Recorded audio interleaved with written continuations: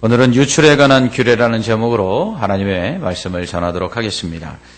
인도에는요, 신분제도가 있는데 카스트 제도라는 이 신분제도가 있습니다. 수천 년간 인도인의 생활 규율 역할을 해온 이 카스트 제도는 현재 법적으로는 폐지되어 있는 상태입니다. 또한 근대화 및 교육의 영향으로 점차 약화되고 있습니다. 하지만 그럼에도 불구하고 아직도 많은 인도인들의 일상생활에 큰 영향을 미치고 있는 사회 간섭으로 존재하고 있습니다. 이 카스트 제도는 아리안족이 인도를 정복한 후 소수 집단인 지배계급이 피지배계급에 동화되는 것을 방지하기 위해서 자신들의 민족성을 유지하기 위한 목적에서 출발한 것으로 알려져 있습니다. 피부색 또는 직업에 따라서 승려 계급인 브라만, 그리고 군인과 통치 계급인 크샤트리아, 그리고 상인 계급인 바이샤, 그리고 천민 계급인 수드라, 이렇게 크게 네 계급으로 나뉘어져 있습니다.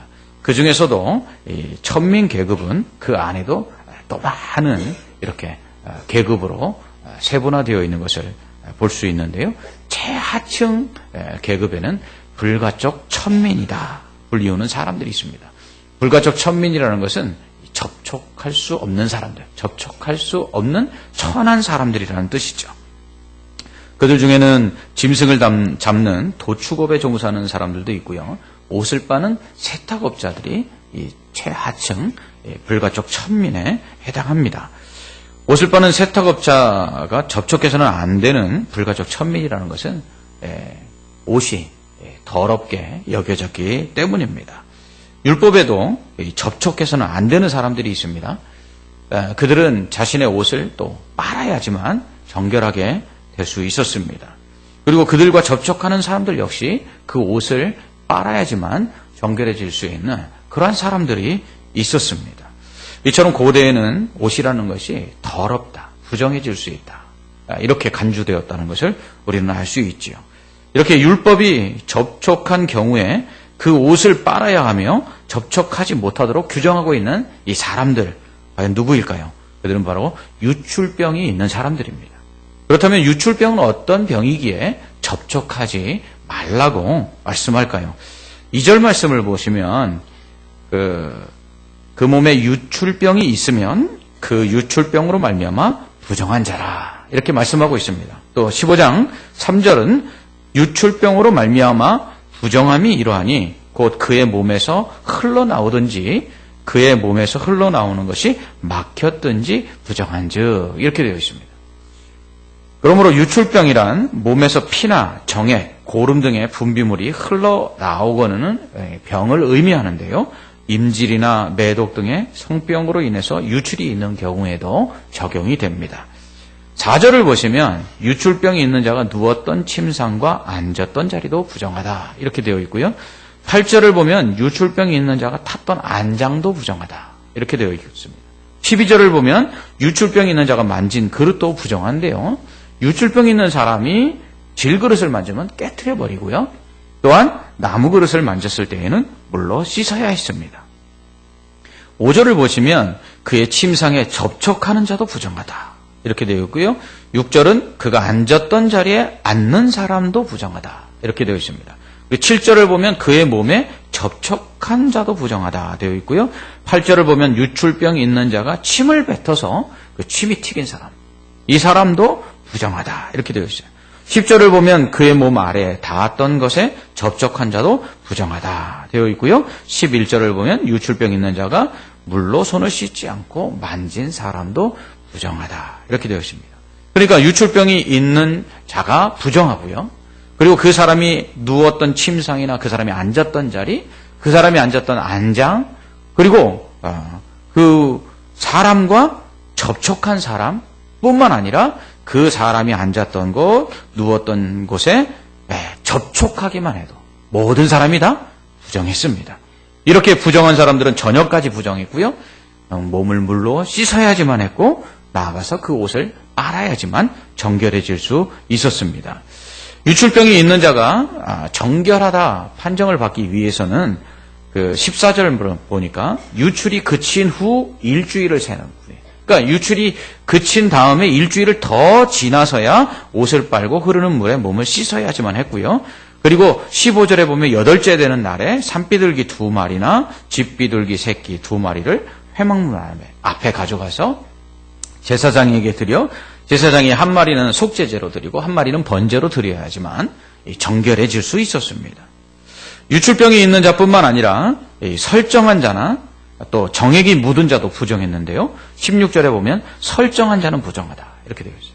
그래서 남자가 정액을 쏟았을 경우에 부정하다라는 것이죠. 18절에 보면 남녀가 동침하여 설정한 경우 둘 다 부정하다. 그러니까 남녀가 잠자리를 같이 하기만 해도 부정해지는 것입니다.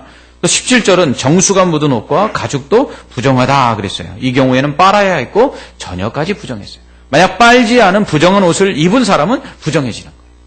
그리고 18절에 보면 설정한 자나 남녀가 동침하여 설정한 경우는 옷을 빨고 몸을 물로 씻어야 했으며 저녁까지 부정하다. 이렇게 되어 있습니다. 또한 그 19절을 보면 여인이 월경을 하는 경우 일주일 동안 불결하는데요. 여인이 피를 유출한 경우에 2일 동안 불결하다고 19절에 되어 있습니다. 25절에 만약 불결기가 아닌데도 피의 유출이 계속되면 계속 하혈이 있는 경우에는 이 불결기와 같이 그 기간 내내 부정하다는 것입니다. 20절을 보면 2일 동안의 불결기 때나 불결기가 지난 후에도 계속 피의 유출이 있는 여인이 눕거나 앉았던 것 다 부정하고요. 여인이 월경기를 지나서 계속해서 하혈을 하는 경우 이게 혈루증이라고 하는데요. 이 경우에는 혈루증이 고쳐질 때까지 부정하다 이렇게 말씀하고 있습니다. 21절은 그 침상을 만지는 자나 앉는 자가 또 역시 부정해지는 거예요. 그러니까 월경기에 있는 여인이 앉았던 것이나 누웠던 자리에 앉거나 누운 사람, 접촉하는 사람이 부정해지는 것이죠. 그리고 24절을 보면 여인이 불결한 1회 동안 여인과 동침한 자, 월경기에 남녀가 동침을 하면 함께 전염이 되어서 일주일 동안 부정하다 이렇게 되어 있습니다. 28절을 보면 피의 유출이 그치면 1회를 센 후에 정결할 수 있다 이렇게 되어 있는데요.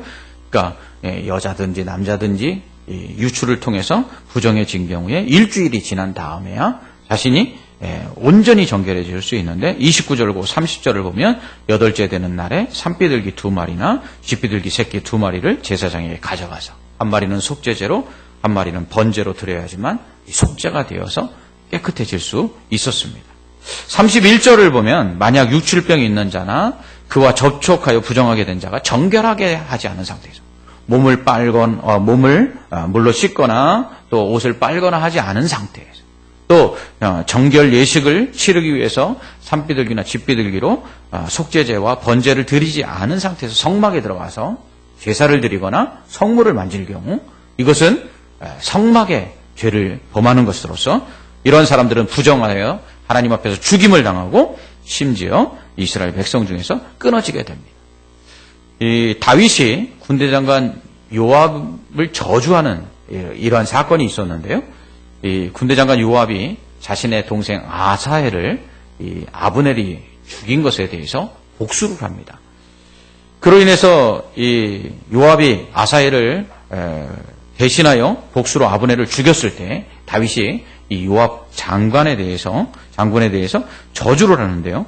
사무엘하 3장 29절에서는 이렇게 말씀하고 있습니다. 그 죄가 요압의 머리와 그의 아버지의 온 집으로 돌아갈지어다.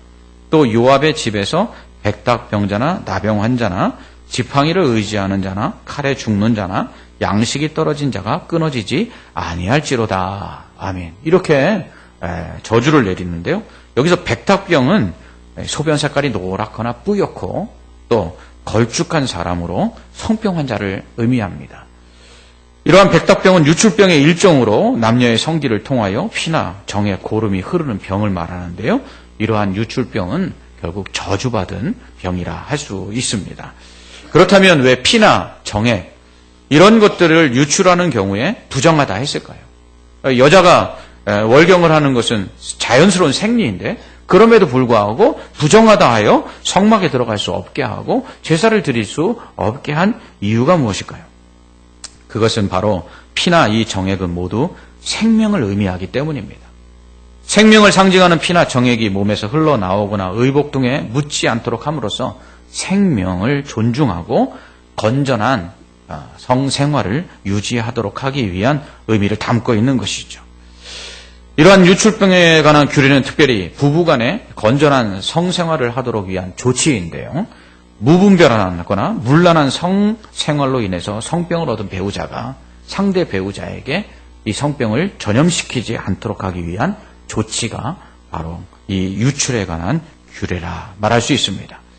구약시대 당시에는 피임법이 오늘날처럼 발달해 있지 않았기 때문에 또 더군다나 지금보다 더 무분별하고 문란한 성생활이 아주 성문화가 관연하였기 때문에 성병이 유행했습니다.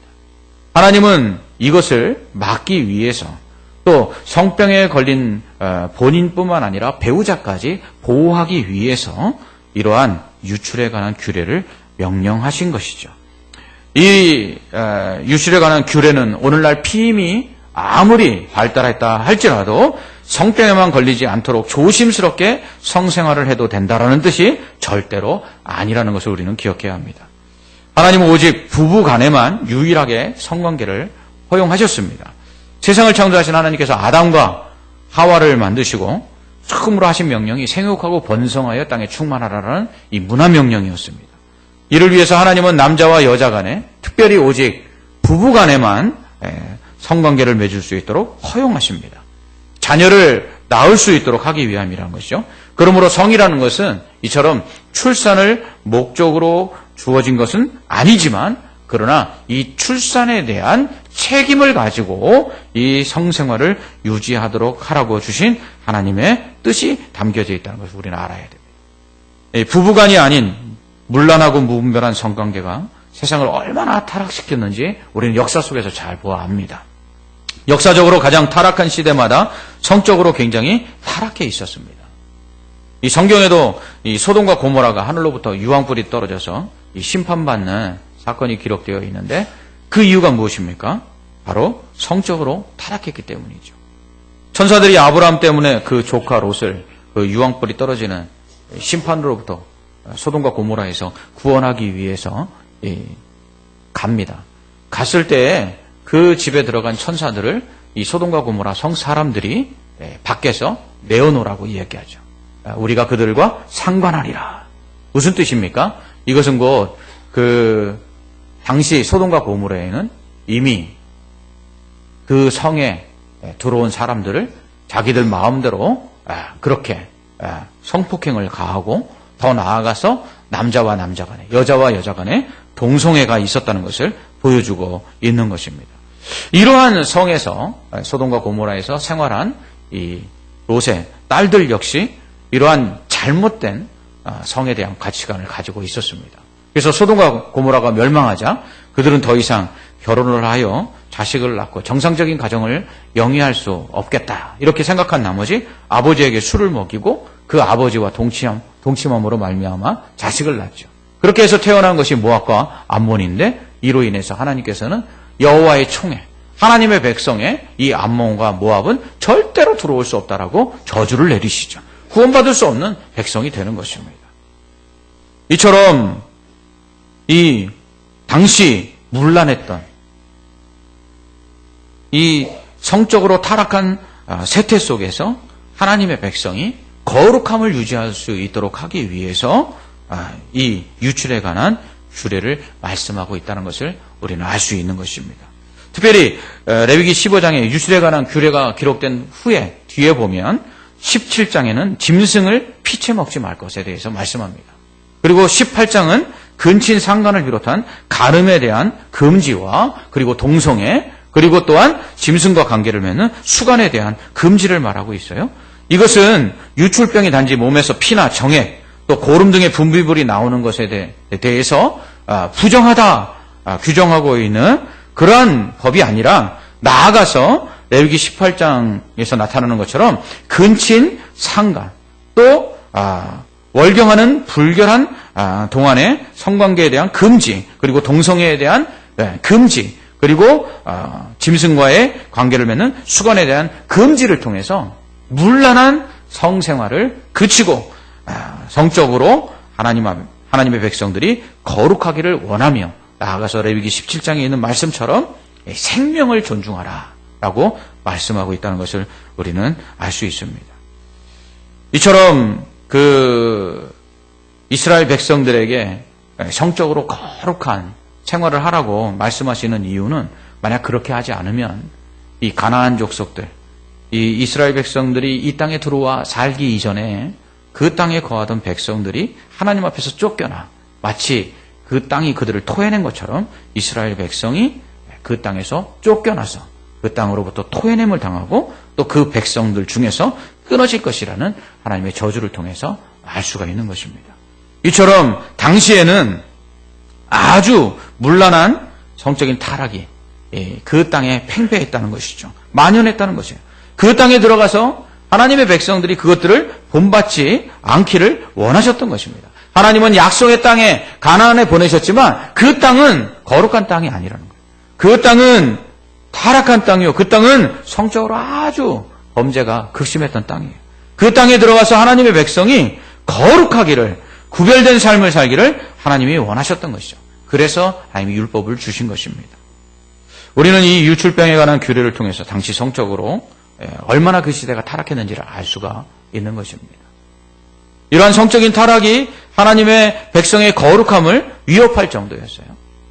그래서 이 성적인 타락이 친척지간은 둘째치고 아버지와 딸 간에, 아들과 어머니 간에 이러한 일이 벌어질 정도로 극심했다는 것을 알 수가 있습니다. 동시에 또 동성애와 그리고 짐승들과 관계를 맺는 이러한 더러운 모습들이 이미 수천 년 전부터 있었다는 것을 보여주고 있는 것이죠. 그런데 이것을 하나님의 백성들에게 언급하는 이유가 무엇입니까? 그래서 하나님의 백성이라고 이렇게 타락한 문화 속에서 거룩함을 유지하는 것이 쉽지 않다는 것을 보여주고 있는 것입니다. 하나님의 백성이 그냥 거룩해지는 게 아니죠. 하나님의 백성이 세상 가운데 구별된 삶을 사는 것이 전혀 쉽지 않다는 거예요.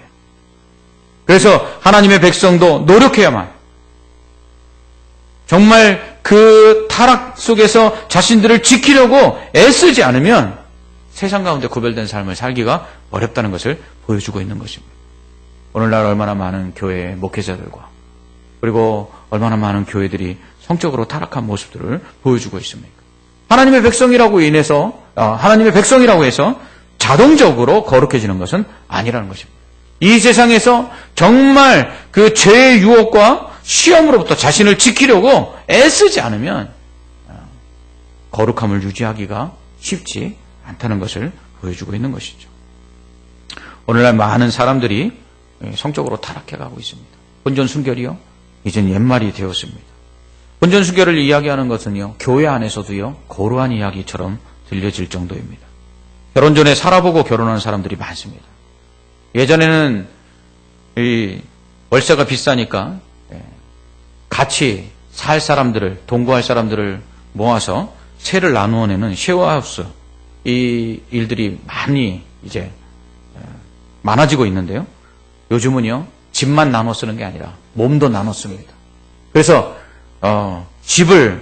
월세를 같이 낼 사람을 찾는데 월세만 같이 내는 게 아니라 그 집을 같이 쉐어하면서 몸도 그렇게 공유해서 그렇게 살아가는 사람들이 점점 많아지고 있어요. 연애하는 남녀가 관계를 맺는 것 이제 흉도 되지 않습니다. 알지 못하는 남녀가 하룻밤 즐기기 위해서 잠자리를 같이 하는 것 아무 문제가 되지 않고 있어요. 그런데 왜 결혼해서 낳은 아기는 꼭 자기 아이여야만 하는지요? 결혼하기 전에는 이 남자 저 여자 가리지 않고 관계를 맺으면서도 결혼해서는 꼭 내 아이여야만 하는 이유는 무엇일까요? 이것은 하나님께서 성이라는 것을 주셨을 때 그 성이라는 것을 통해서 생육하고 번성하도록 하나님의 문화 명령이 그 안에 담겨져 있기 때문에, 그래서 인간 본성 안에 내가 낳은 아이가 내 핏줄이기를 바라는 그 본성이 하나님께서 세상을 만드실 때부터 사람 안에 주셨기 때문에 그래요. 그러므로 이 성이라는 것을 통해서 우리가 근본적으로 가지고 있어야 될 것은 무엇이냐면 바로 임신과 출산을 통해서 내 생명을 이어 생육하고 번성토록 해야 된다는 것을 우리는 잊지 말아야 돼요. 육체적인 쾌락과 즐거움을 위해서 이 성을 무분별하게 사용해서는 안 된다는 것입니다. 이처럼 세상이 점점 무분별하게 성적으로 타락해져 가니까 동성애와 같은 것 이제 더 이상 문제가 되지 않고 있죠. 오히려 동성애에 대해서 반대하는 것은 성적 소수자의 인권을 침해하는 행위라고 비난받고 있습니다. 지금 세상은 차별금지법을 제정하려고 하고 있는데요. 이 차별금지법이라는 것은 이 헌법의 평등 이념에 따라서 정치, 경제, 사회, 문화, 심지어 종교에 있어서까지 모든 생활 영역에서 합리적 이유가 없는 모든 형태의 차별을 금지하는 내용을 담고 있는 법입니다. 헌법으로 발의되었다가 현재로는 폐기된 상태에 있는데요. 지금도 지속적으로 여권 신장을 주장하는 자들이나 동성애와 같은 소수자의 인권들을 주장하는 사람들에 의해서 계속해서 헌법을 수정하자고 발의되고 있습니다. 이제 이 차별금지법이 시행이 되면 제가 교회에서 이렇게 설교하는 것은 더 이상 할 수가 없어요. 동성애가 성경에서 금지하고 있다 이런 얘기를 하면 차별금지법에 따라서 저는 벌금을 받든지 아니면 구류를 살 수밖에 없는 것이죠. 동성애자에게도 신부 서품을 주고 목사 안수를 주자는 주장들이 나오고 있습니다. 동성애를 넘어 성전환한 트랜스젠더들에게도 성직을 주자는 의견이 나오고 있어요. 이러한 주장의 이면에는요, 동성애가 죄가 아니라는 것이죠. 그러나 성경은요, 동성애를 금지하고 있습니다. 제가 이렇게 말씀드린다고 해서 동성애자들을 비롯한 성적 소수자들의 인권을 무시하는 것은 아닙니다. 그들도 한 명의 소중한 생명이고요, 사람입니다. 그러나 동성애를 비롯한 남녀 간의 무분별한 성적인 타락이 오늘날 오히려 생명 존중 사상을 위협하고 있습니다. 이제 여성의 낙태권을 주장하기까지 이르렀는데요. 강간이나 범죄로 인해서 원치 않는 임신을 한 경우에 낙태하는 것이 아니라요. 정상적인 관계를 맺었음에도 불구하고 여자에게 출산하지 않을 자유가 있다라고, 권리가 있다라고 주장하면서 낙태권을 주장하는 것이죠. 왜 이렇게 됐습니까? 그저 성을 육체적인 쾌락의 도구로만 생각하기 때문에.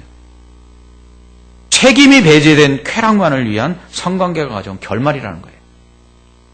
여성의 인권과 성적 소수자들의 인권을 인정하자는 그 배후에 가려진 위험성을 우리는 볼 수 있어야 합니다.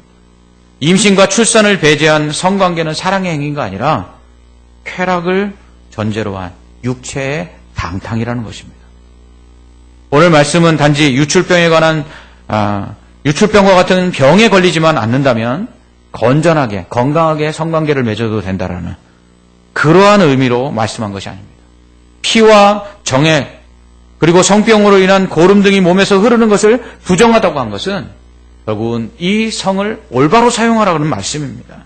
그리고 그 성을 사용하여 우리에게 책임 있게 생명을 잉태하고 출산하도록 하기 위한 것이라는 것입니다. 무분별한 성관계를 통해서 걸린 성병으로 인해서 배우자에게 감염시키지 아니하고 또 부부관계에서도 월경기를 피함으로써 임신의 적기를 얻어 생명을 잉태하는데 그 성을 사용하라고 말씀하고 있는 것입니다. 이처럼 유출병에 관한 규례는요, 무분별하고 문란한 성생활로 인해서 하나님의 백성이 거룩함을 유지하지 못하는 일들이 생기지 않도록, 부정해지지 않도록 하기 위해서 하나님께서 내리신 명령이라는 것입니다. 또한 부부간에도 출산과 임신을 통해서 하나님의 문화명령인 생육하고 번성하는 것을 책임있게 감당하도록 하기 위한 하나님의 조치라는 것이죠. 우리는 여기서 죄는 미워하되 사람은 미워하지 말라라는 말씀을 기억할 필요가 있습니다. 하나님은 죄는 미워하시나 죄인들을 사랑하셨습니다. 요한복음 3장 16절의 말씀을 보면 하나님이 세상을 이처럼 사랑했다 그랬는데 그 하나님이 사랑한 세상은 바로 타락한 세상, 죄로 말미암아 심판받을 세상, 하나님이 멸망시킬 세상이었습니다. 그런데 하나님께서 그 세상을 사랑하셔서 독생자를 내어주셨지요. 유출병에 관한 규례 역시 우리는 이렇게 적용해 봐야 합니다. 당시에 문란한 성생활로 인해 타락에 빠지지 않도록 하나님의 백성이 거룩한 부부 관계와 그리고 결혼 생활을 유지할 수 있도록 무엇보다 정상적인 임신과 출산을 통해서 생육하고 번성하라는 이 하나님의 문화명령을 감당할 수 있도록 주신 조치라는 것을 우리는 기억해 볼 때 결국은 이것은 죄를 멀리하라는 하나님의 말씀이라는 것입니다. 하지만 이 말씀 속에서 우리는 사람을 멀리하라고 주신 것이 아니라는 것을 기억해야 합니다. 죄는 모양이라도 버려야 하고요. 그 죄를 우리는 절대로 흉내내서도 안 되는 것입니다. 하지만 죄를 범한 사람 사랑해야 되죠.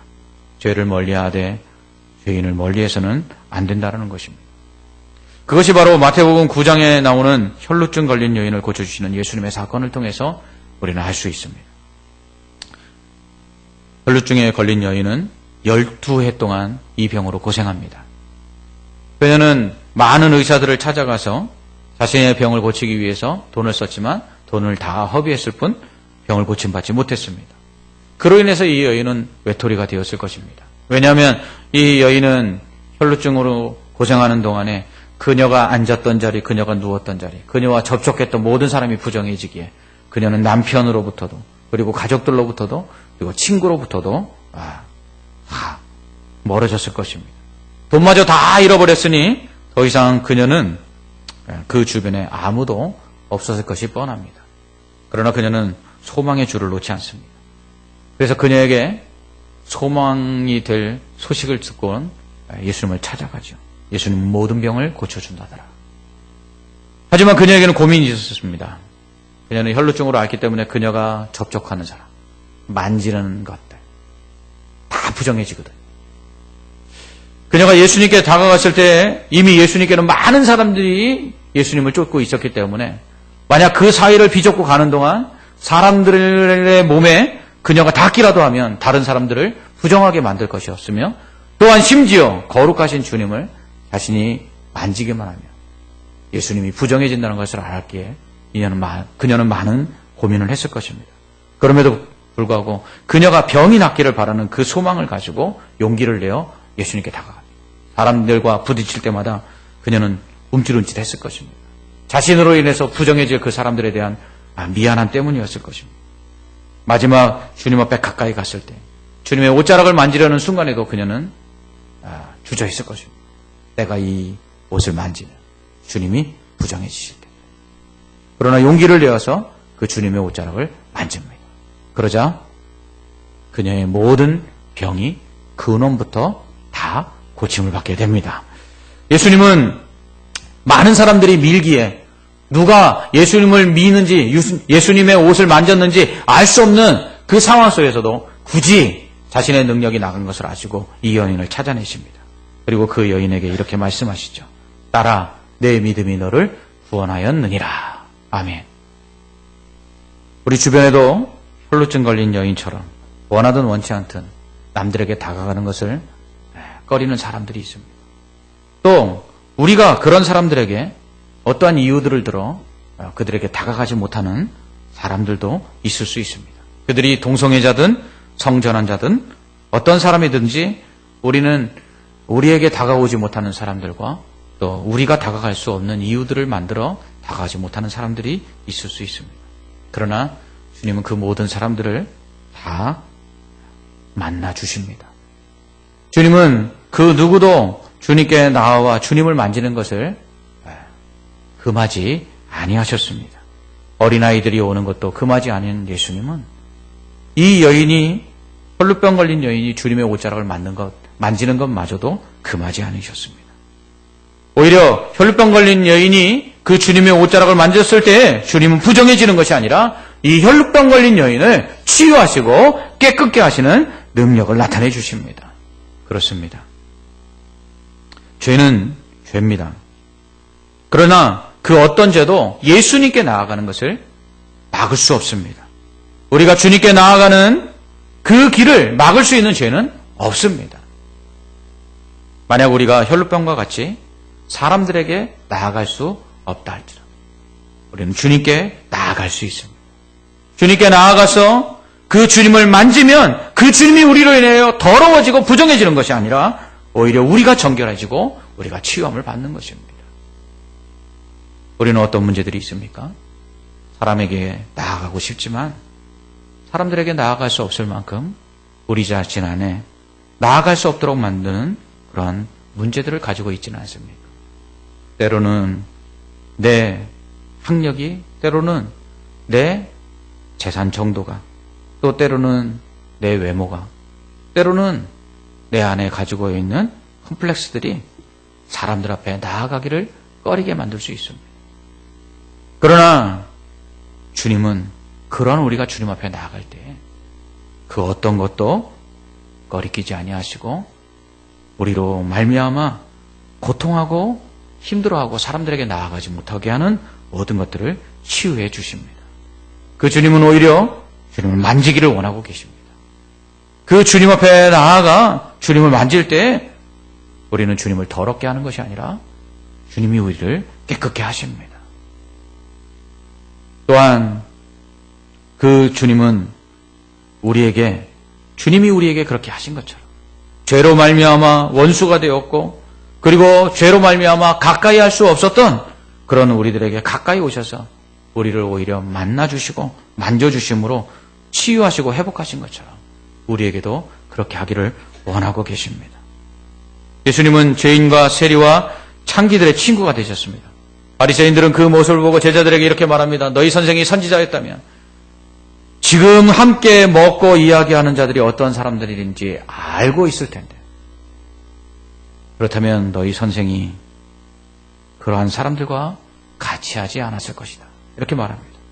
그러자 예수님은 건강한 자에게는 의사가 필요 없고 병든 자에게 필요하듯이 인자가 온 것은 의인을 부르러 온 것이 아니라 죄인을 부르러 왔다 하시면서 인자에 온 것은 많은 사람을 위하여 자신의 몸을 대속물로 주려고 오신 것이다 라고 말씀하십니다. 그렇습니다. 예수님은 강도 만난 자를 피해간 제사장이나 레위인처럼 되지 말고 선한 사마리아인처럼 되라고 말씀하십니다. 우리가 기피하고 피해야 될 사람들, 접촉해서는 안 되는 사람들, 그런 사람들은 없습니다. 오히려 그런 사람들을 기피하고 접촉하기를 피하는 우리가 바로 병든 사람들입니다. 예수님은 그런 사람들에게 다가가 손을 내밀어 만지라고 말씀합니다. 오히려 그런 사람들에게 친구가 되어주라고 말씀합니다. 그런 사람들을 치유하라고 말씀하고 있습니다. 주님이 우리에게 하신 것처럼 주님이 우리에게 다가오셔서 오히려 접촉해서는 안 될 우리들을 만져주시고 더럽고 부정한 우리들을 깨끗하게 하신 것처럼 오히려 우리가 여러 이유를 들어 다가갈 수 없는, 우리가 여러 이유를 들어 접촉할 수 없는 그러한 사람들을 만나서 그 사람들을 만지고 치유라고 말씀하고 있습니다. 다음 주일이 그런 치유와 회복의 낙일이 되기를 원합니다. 세상 사람들로부터 다가가지도 못하고 또 소외되고, 그리고 세상으로부터 격리되어서 외롭고 힘든 가운데 거하고 있는 사람들이 주님 앞에 나와서 치유되고 회복되는 은혜가 있기를 원합니다. 우리가 그런 사람들에게 다가가서 그런 사람들의 손을 내밀어 주고 손을 붙잡아서 주님께 인도하기를 원합니다.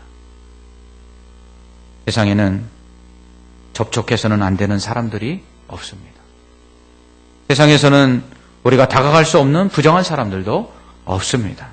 단지 우리의 마음이 병들어서 그들에게 다가갈 수 없는 이유들을 만들어내고 바리새인들처럼 그들을 정죄하고 꺼리끼는 우리 안에 부정함이 있을 뿐이라는 것입니다. 이것도 주님 앞에 다 회복받고 치유받아서 우리로 하여금 다가가지 못하는 사람들에게 다가가는, 주님이 우리에게 다가오셔서 어루만져 주심으로 우리가 나음을 입은 것처럼 우리도 그들을 치유하고 회복하는 은혜가 있기를 주님의 이름으로 축원합니다. 아멘. 기도하겠습니다. 하나님 아버지, 세상이 점점 타락해져 가는 가운데 하나님, 우리가 정적으로 거룩한 하나님의 백성들이 되게 하여 주시옵소서. 교회가 이러한 성적인 타락으로부터 보호받을 수 있도록 목회자로부터 모든 성도들이 이 거룩함을 유지하는 은혜가 있게 하여 주시옵소서. 뿐만 아니라 더 나아가서 주님께 나아올 수 없고 또 사람들에게 다가갈 수 없는 사람들, 그 누구도 자신에게 다가올 수 없다고, 자신이 다가가 접촉할 수 없다고 생각하는 그러한 소외되고 상처받은 사람들, 그들이 주님 앞에 나와 치유함을 받고 또 사랑 가운데 회복되는 은혜가 있기를 원합니다. 하나님, 그러한 은혜가 다음 주일에 있기를 원하고, 무엇보다도 오늘 주님 전에 나와 예배하는 성도들 가운데 그 누구에게도 다가갈 수 없는 상처받은 심령과 또 질병을 가지고 주님 앞에 나온 자들이 있습니까?